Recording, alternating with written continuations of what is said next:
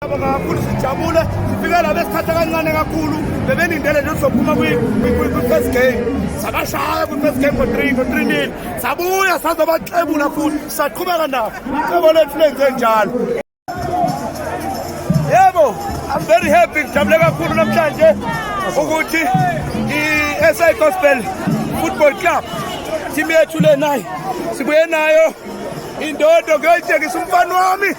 Yebo, ngijabule kakhulu indeme siphakamisile umnandi. I'm happy.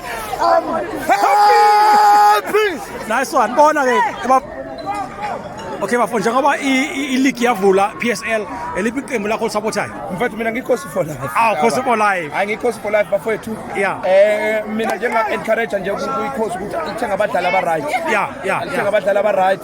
Sicela ukuthi isithunzi sethu bafethu kule season sicela nje ukuthi sidlale bafethu sidlale nama players adlale ngokuzimisela. Siyazi ukuthi akhona ama politics akhona enwa ngaphakathi. Njalo bafethu siyacela ukuthi sidlale sibuyise isithunzi seChiefs. Amakhosi for life. Amakhosi for life. That's all.